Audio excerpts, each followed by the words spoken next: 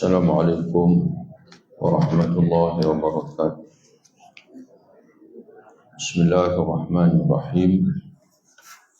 Alhamdulillahirabbil alamin. Wassalatu wassalamu ala Rasulillah nabiyil amin. Nabiyina wa habibina wa syafi'ina Muhammad ibn Abdullah wa ala alihi wa ashabihi wa man walah.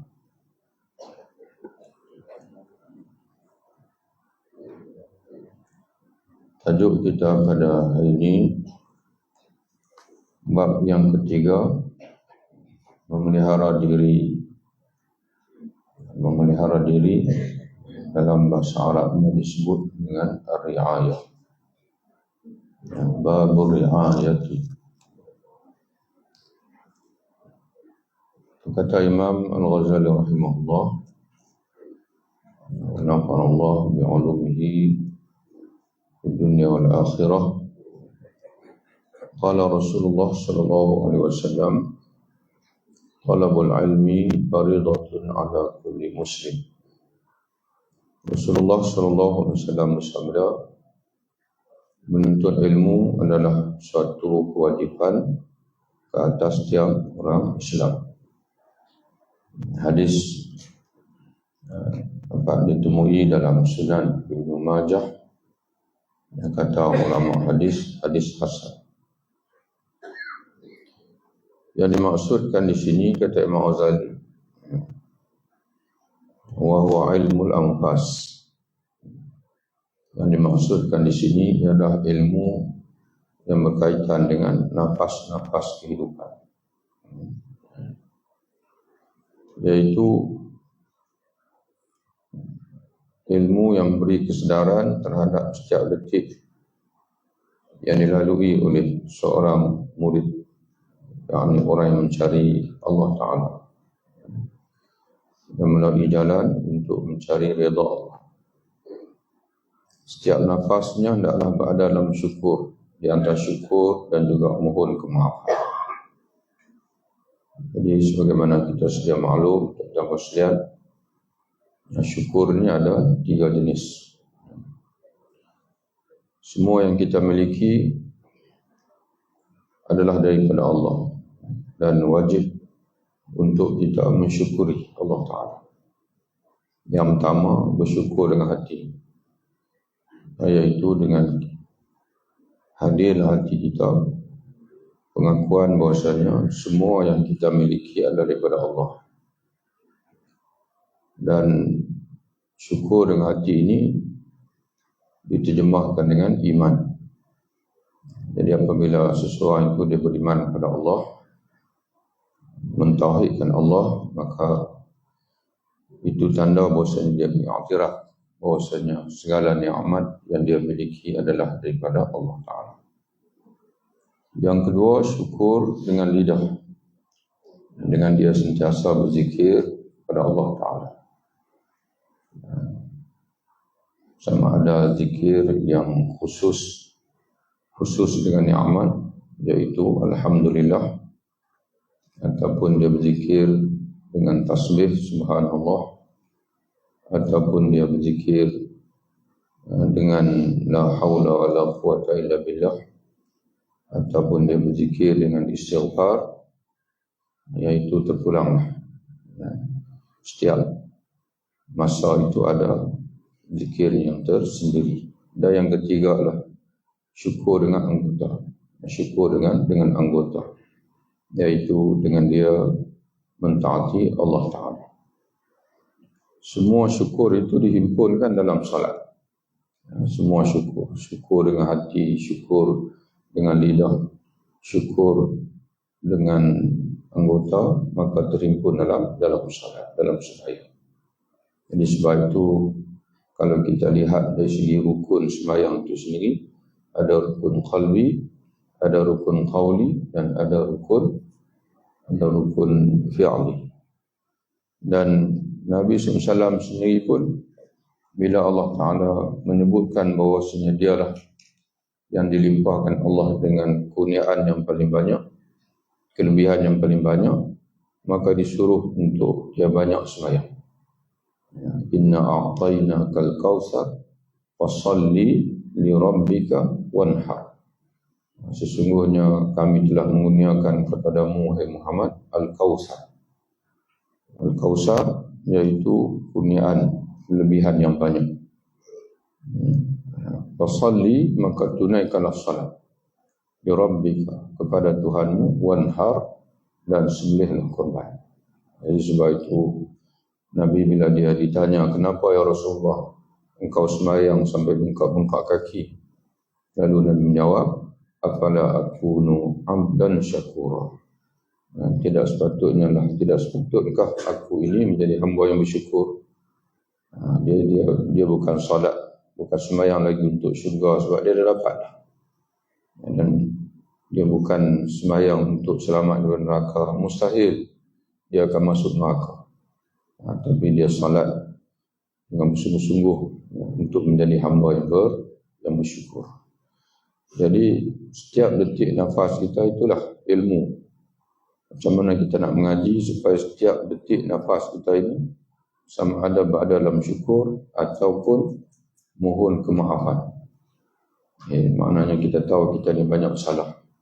Bila kita banyak salah, maka kita kena minta maaf, kena mohon ampun kepada Allah. Jika Allah menerima amalannya, itu adalah kurniaan daripadanya. Jika Allah menolaknya, maka itu adalah keadilannya. Segala pergerakan berlaku dengan taufik Allah. Kena tambah sikit, ada yang terjatuh.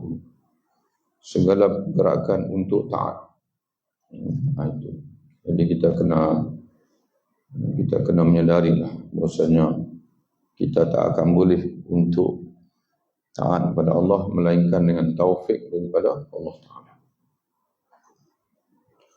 Jadi sebab itu bila Bilal melaungkan azan, kita jawab dengan sebagaimana yang dilaungkan, kecuali apabila Bilal memanggil kita. Yang sebelum itu adalah statement Allahu Akbar, itu statement. Jadi statement kita mengaku yang samalah. Bila dia sebut Allah Maha Besar, kita pun Allah Maha Besar. Asyhadu an la ilaha illallah, kita pun asyhadu an la ilaha. Tapi apabila Bilal muazzin mengajak kita hayya 'alas salah, jom kita sembahyang, hayya 'alal falah, jom kita menuju kepada kejayaan, maka kita jawab la haula wala quwwata illa billah. Tidak ada daya, tidak ada kekuatan melainkan dengan taufik daripada Allah, dengan pertolongan daripada Allah. Manakala Allah Ta'ala tak tolong, rumah duduk sebelah sebelah masjid pun tak mampu nak langkah kaki kita. Tapi kalau Allah Ta'ala tolong, 10 km pun boleh sampai. 10 km boleh sampai. Ini sebab itu tuan-tuan sekalian, kita kena hati dan diam daripada keburukan berlaku dengan pemeliharaan Allah. Di mana kita ni dan tidak melakukan, diam mana tidak melakukan keburukan, kejahatan, dosa dan maksiat pun dengan sebab Allah Ta'ala pelihara kita.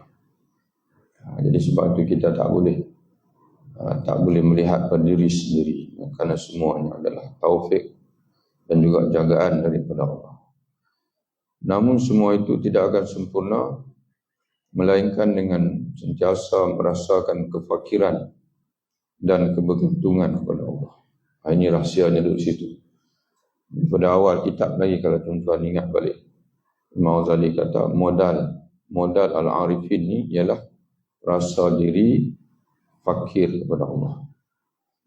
Ini merujuk kepada firman Allah, ya ayuhan nas antumul fuqara ila Allah wallahu huwal ghaniyyul hamid. Wahai sekalian manusia, kata Allah, kamu semua adalah fakir kepada Allah, miskin kepada Allah, memerlukan Allah.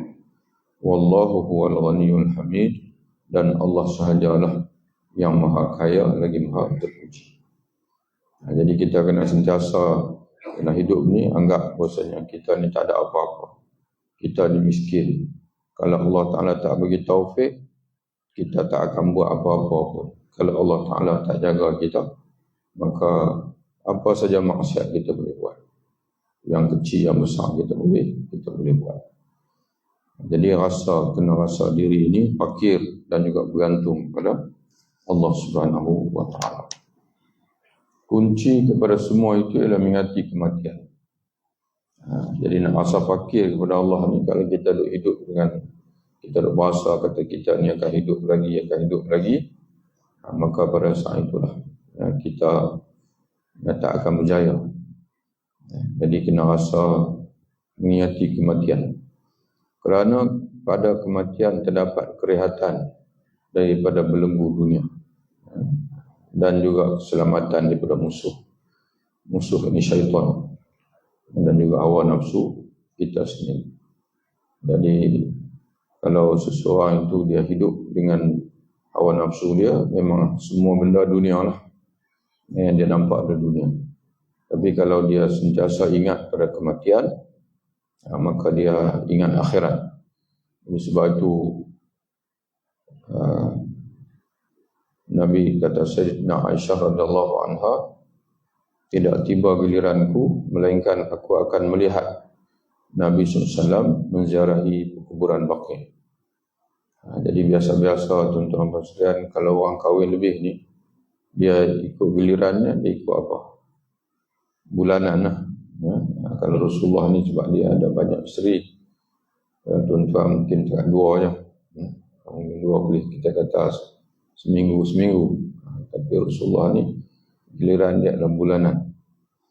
Jadi menunjukkan bahawa Nabi SAW setiap bulan dia menziarahi kuburan Baqi'. Dan menziarahi kubur ni untuk apa? Sebenarnya untuk apa nak menziarahi kubur ini? Ada setengah orang kata sebab kita ingatan kita kepada mak ayah kita yang telah meninggal. Jadi ingatan itu tuan-tuan sekalian, untuk kita berdoa dan juga untuk kita baca Fatihah, baca Quran, itu kita duduk di mana pun boleh. Kubur mak ayah tuan-tuan dan puan dia boleh. Tuan-tuan pula duduk di Kuala Lumpur contoh lah kata. Duduk di sana pun boleh baca doa. Di sana pun boleh baca Fatihah, boleh baca selawat niat untuk mereka dan sebagainya. Hatta dalam risalah yang dikeluarkan oleh panduan salat jenazah, panduan pengurusan jenazah dikeluarkan oleh Jabatan Mufti boleh pun, maknanya mentarjihkan pendapat, makna bacaan Quran sampai kepada si mati. Bacaan Quran juga sampai kepada si mati. Makna semua amal kebaikan. Semua amal kebaikan. Cuma para ulama khilaf masalah kita itu niat amalan untuk mereka ke ataupun niat pahala. Sebagian ulama kata kita niat amalan itu sendiri untuk mereka. Semayang, mana semayang untuk mereka. Tapi bukan sembahyang fardu. Fardu ni tak boleh lah. Mana semayang, kita semayang 2 rakaat untuk mak kita, untuk ayah kita. Dan sebagai ulama kata kita hadiah pahala. Dijawab pula oleh ulama yang pertama, mana kita tahu ada pahala? Jawab begitu pula. Jadi soalan sekarang ni tuan-tuan tak boleh kisah. Yang penting buat saja. Baca saja Quran tu. Pulang pada Allah Ta'ala. Jadi begitu ya, sedekah kita dan sebagainya. Jadi maka timbul persoalannya, habis kita ziarah kubur tu untuk apa sebenarnya? Ziarah kubur ni kata Nabi SAW, sabda Nabi dalam satu hadis, qad nahaitukum an ziyaratil qabri fazuruha fa innaha tuzakkirul akhirah. Dulu kata Nabi SAW, aku tegah kamu daripada menziarahi kubur.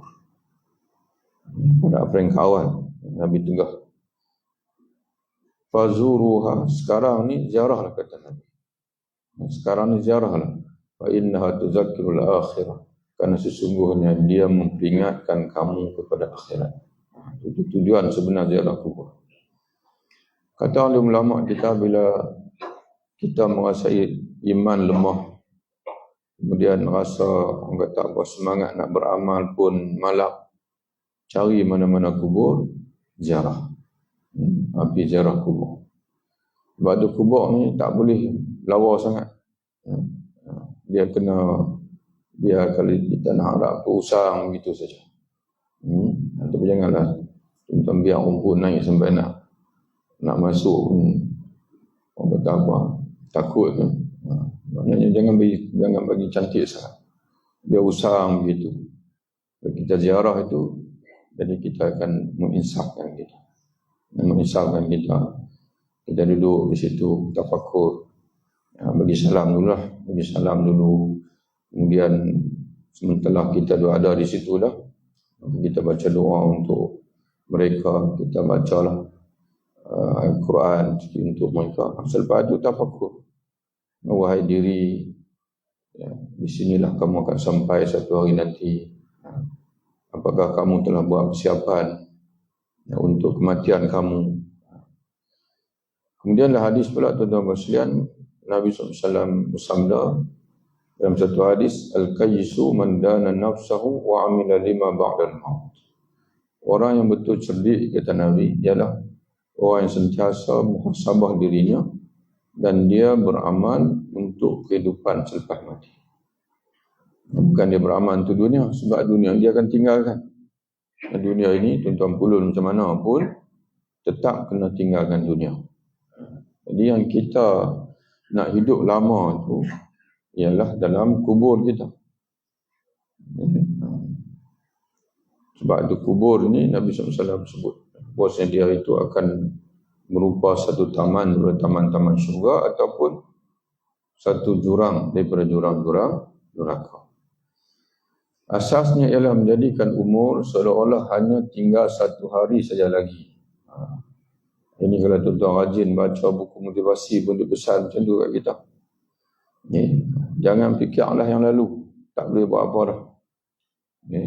Jangan disesali susu yang telah tumpah. Boleh tumpah susu ni. Benda yang dah berlalu jangan difikirkan lagi. Dan jangan difikirkan esok, kerana esok belum tentu kita akan dapat. Belum tentu hari esok menjadi hari kita. Maka hari kita ialah hari ini. Jadi Imam Ghazali pun pesan yang sama juga. Jadi pesan yang sama juga dia kata. Asasnya ialah menjadikan umur seolah-olah hanya tinggal satu hari saja lagi. Kita yang duk menangguh memanjang tu, sebab kita duk rasa kita akan hidup lagi esok. Allah Ta'ala hantar bisikan kat kita. Kata Imam Al-Haris Al-Muhasibi, dia kata kita ni Allah Ta'ala takdirkan untuk hidup dengan bisikan. Ada 3 bisikan yang sentiasa datang dalam hati kita. Yang pertama bisikan daripada Allah. Yang kedua bisikan daripada syaitan. Yang ketiga bisikan daripada diri kita sendiri. Jadi banyak bisikan-bisikan. Bila azan, telinga kita dengar azan, cari main dia bisikan. Duk tunggu apa lagi tak bangkit, pergi semayang. Kita pun kata, tak apa, esok kita pergi esok. Kadang main bisikan pada kita. Lama tak baca Quran. Main bisikan dari kita. Lama tak baca Quran. Kita kata, kita mau iya kan, maksud kita perlu baca Quran. Tapi tangguh lagi. Tak apa, esok kita baca Quran. Lama, apa lagi tentang muslihat, lama tak sembahyang duha, bisikan main lagi. Tangguh lagi tentang muslihat. Sebab apa? Sebab kita dah fikir, ada lagi esok, ada lagi bulan depan, ada lagi tahun depan. Bila umur 20, kita kata dekat hati kita, 20 buat apa? 20, jarang orang mati umur 20. Kita pun kata nak tak apalah bagi tua sikit 40. Bila mai 40, kita pun tengok ayah kita dulu 60 baru mati. Tangguh lagi 60. Mai 60, Tok Wan dulu 80 baru mati. Jadi begitulah manusia. Imam Ghazali kata tak payah tengok esok ke, bulan depan ke, tahun depan ke. Kita anggap saja hari ini saja kita ada. Hari ini saja kita ada manusia. Teringat tak baca Quran, ambil Quran baca walaupun satu muka. Walaupun satu muka kita baca Quran, jadi apa-apa dekat kita tak menyelesaikan. Kita dah baca. teringat nak sembahyang duha, sembahyang 2 rakaat dalam sejam 5 minit je. Sembahyang duha. Jadi begitulah juga tuan-tuan sekalian. Perasaan ini tidak akan tercapai melainkan dengan tafakkur kepada perjalanan masa dan saat-saat kehidupan. Jadi kalau kita tidak tafakkur, itulah masa berlalu begitu saja tanpa kita sedari. Pintu kepada tafakkur ialah melapangkan diri dari kesibukan dunia. Melapangkan diri dari kesibukan dunia. Payah tuan-tuan sekalian. Kalau kita fikir terlalu ideal, kalau macam Imam Ghazali ni, memanglah dia nak kita ni kalau boleh, jangan ada langsung dunia dalam hati kita. Jadi kita surrender tu ya. Tapi kita ambil satu lah tuan-tuan sekalian. Kita ambil yang paling mudah sekali. Bila masa kita nak tafakkur, kita jaga sembahyang kita. Jaga sembahyang 5 waktu sehari semalam. Dan kita sembahyang bagi sungguh-sungguh. Itu tuan-tuan sekalian. Bila masuk waktu sembahyang, kita lupakan dunia kita. Lupakan dunia, lupa sungguh-sungguh dengan lupa sikit-sikit. Tapi kita ni sembahyang ni, dia dah jadi rutin. Sembahyang adat, sembahyang tradisi. Dah asal sembahyang saja. Sebab itu bila kita ingat balik, kita bagi salam saja. Assalamualaikum warahmatullahi wabarakatuh. Assalamualaikum warahmatullahi wabarakatuh. Yang hadir dalam hati kita ialah lega dah. Selesai dah sembahyang. Boleh dah nak buat apa-apa. Kita tak tanya dalam hati kita. Sepanjang kita sembahyang tadi daripada takbir tu ihram Allahu Akbar sehingga bagi salam, berapa banyak kita ingat Allah Ta'ala. Berapa banyak kita ingat Allah Ta'ala. Sebab itu orang zaman dulu lepas sembahyang itu sedih dia. Kerana dia berasa, ya Allah, aku ni tengah sembahyang pun lupa. Tengah sembahyang pun hati alpa. Sebelum sembahyang tak payah cerita lah. Lepas sembahyang tak payah cerita lah. Padahal kalau tuan-tuan dan puan-puan perhati, Allah Ta'ala sebut apa? Sembahyang yang pertama dalam surah Isra, Allah Ta'ala sebut kepada Nabi Musa AS, wa aqimis salata li dzikri. Wahai Musa, dirikanlah salat untuk kamu ingat padaku. Kemudian dalam surah Ankabut pula Allah Ta'ala sebut yang sama juga. Wala dzikrullahi akbar. Sebelum itu Allah Ta'ala sebut inna salata tanha 'anil fahsya'i wal munkar. Salat menegah kamu, memprotek kamu, menjaga kamu daripada terlibat, terjerumus dalam perbuatan keji dan mungkar. Tapi kata Allah, wala dzikrullahi akbar. Dengan sembahyang itu kamu ingat Allah, itulah yang paling besar. Jadi sebab itu lepas ni tuan-tuan sekalian, kita fahamlah. Kita jadikan sembahyang itulah ingat Allah Ta'ala, tafakkur kita. Tengah sembahyang itu tafakkur. Mana setiap kita renung balik, kita baca apa tu? Allahu Akbar, doa titah kita. Kemana kita rokok, kita sujud, kita itulah saat untuk kita tafakkur kepada Allah. Kita tinggal dunia. Pada saat itu kita tinggal dunia itu. Pintu kepada tafakkur ialah melapangkan diri daripada kesibukan dunia. Sebab kelapangan pula adalah zuhud, yakni bersedikit dengan dunia. Jangan kita terlalu minat sangat dengan dunia, bersedikit dengan dunia. Tiang zuhud ialah takwa. Kemuncak takwa ialah takut kepada Allah. Pengendali bagi rasa takut itu adalah yakin kepada Allah. Ini yang tujuan kita mengaji ni. Tujuan kita mengaji tuan-tuan muslimin ni bukan kerana kita nak suruh orang panggil kita ulama, tidak. Cuba ingat balik. Hatta ulama sendiri pun Allah Ta'ala sebut dalam Quran, kalau betul dia ulama, apa dia tuan-tuan muslimin? Kalau betul seorang itu alim, Allah Ta'ala sebut apa? Innama yakhshallaha min ibadihil ulama. Hanya sahaja yang takut kepada Allah ialah di kalangan hamba-hambanya ialah al-ulama wa alim. Habis Ustaz, kita duk tengok orang alim pun tak takut, ulama tak takut pun, makna dia bukan orang yang ada ilmu, tapi orang yang ada maklumat.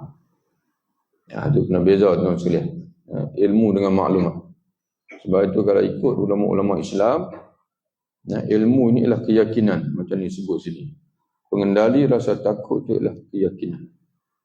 Nah, ilmu ialah keyakinan. Mana orang yang ada ilmu dalam hati dia, dia akan yakin sungguh-sungguh pada Allah. Jadi kalau ada ilmu, dia hafal Quran, hafal hadis macam anak-anak kita lah, tengok selihat. Kadang-kadang berlaku, dia hafal Quran, dia hafal hadis, hafal semua. Tapi kita tengok dia tak tahu mana dari segi amalan, dari segi apa. Tak ada takut. Mana yang dia hafal itu maklumat. Dia jadi macam komputer, macam AI. Agak-agak tuan-tuan, hari ni semua orang dengan AI. Dia nak pergi mana-mana apa, dia tanya AI. Nak mengundi pun orang tanya AI. Orang muda lah ni, dia tanya AI lah ni. Sebab tu kalau tuan-tuan tak update maklumat, tuan-tuan ketinggalan zaman. Cuba balik lagi, tuan-tuan tanya AI. Kenal tak? Tuan-tuan tulis nama tuan-tuan. Ada juga bagi detail sikit. Dia akan carilah. Tapi kalau tak ada maklumat dalam alamannya, dia tak boleh cari. Dia tak boleh cari. Di mana tuan-tuan nak simpan maklumat tuan-tuan?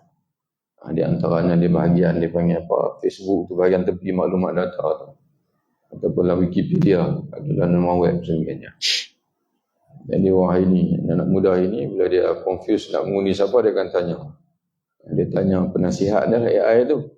Untuk pilihan raya kali ini, siapa yang kamu lihat yang paling baik untuk saya undi? Saya kira AI akan buat peluang data. Kalau undi kau ni macam ni, kau ni macam ni, macam ni, parti ni macam ni, parti ni macam ni, data. Dia apa ni, dia akan beritahu.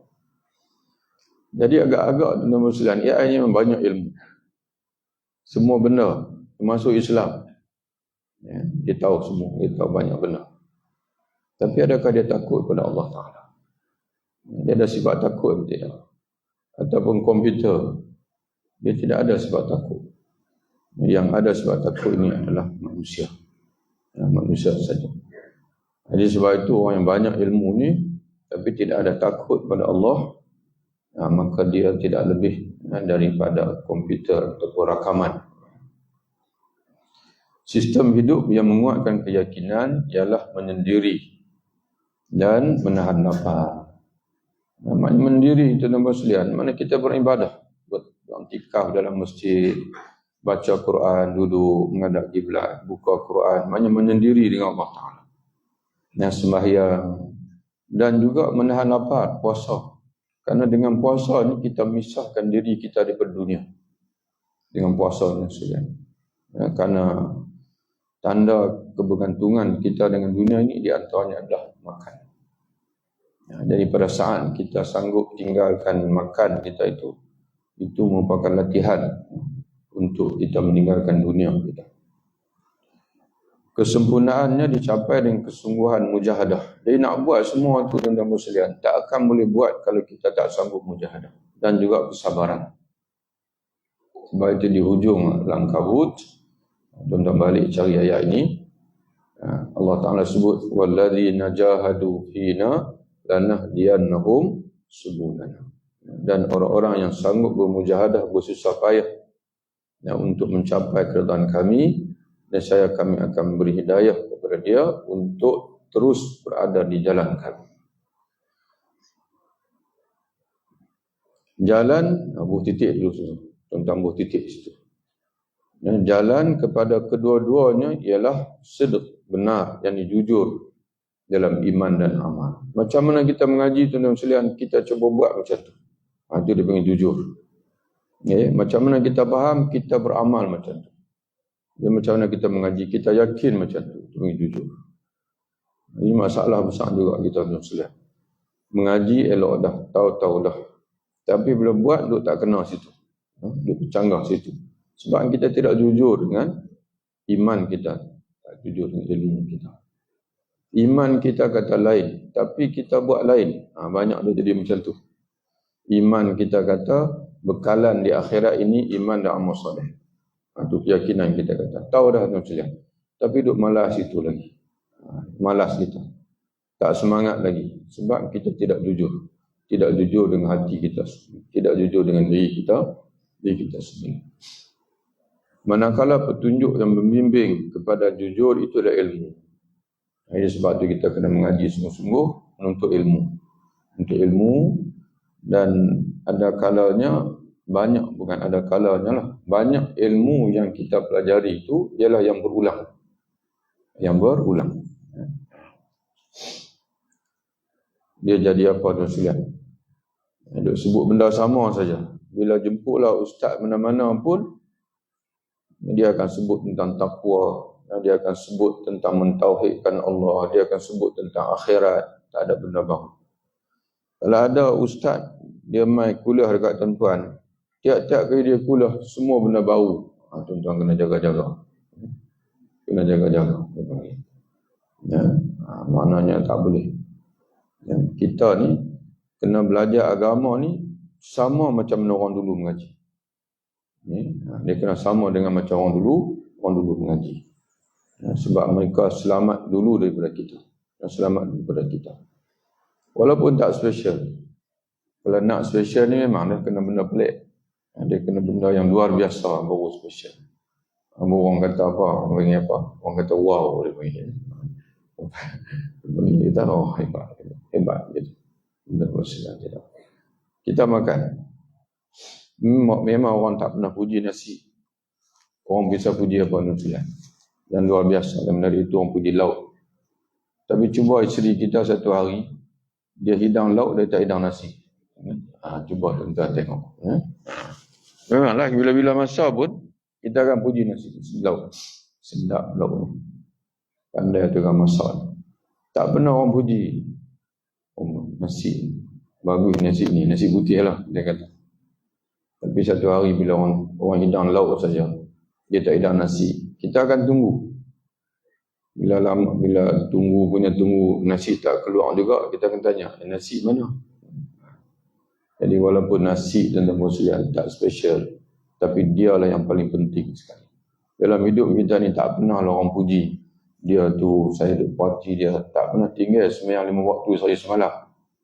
Orang tak akan puji, biasa saja.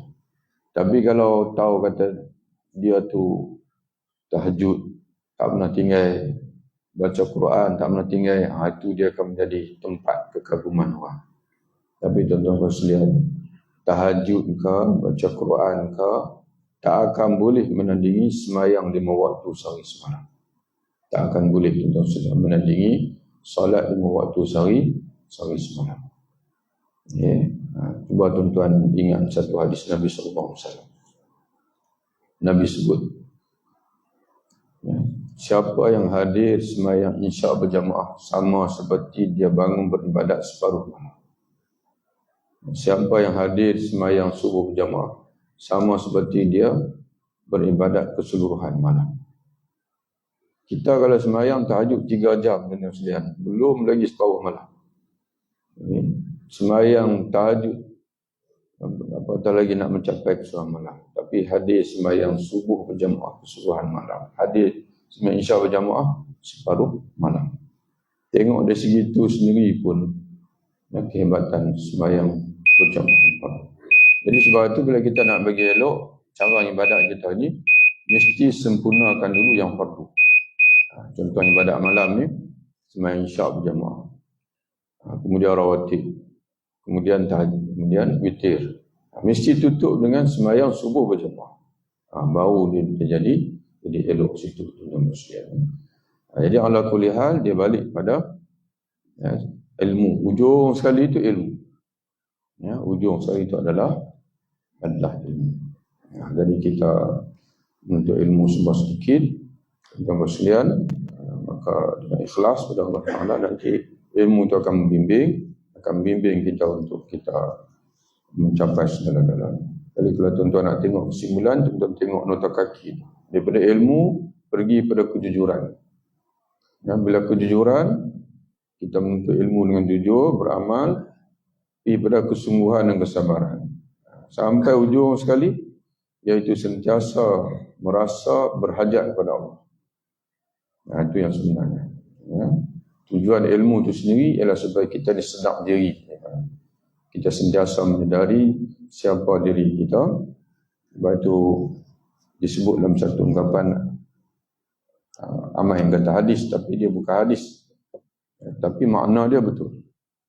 Man arafa nafsahu arafa rabbahu. Orang siapa yang kenal dirinya, dia kenal Tuhan. Mana dia tahu kefakiran diri dia, maka dia akan sentiasa bergantung kepada Tuhan dia, kepada Allah Ta'ala. Tapi bila kita tak kenal diri, maka itulah yang kita jauh daripada Allah Subhanahu wa Ta'ala. Wallahu a'lam bishawab. Assalamualaikum warahmatullahi wabarakatuh.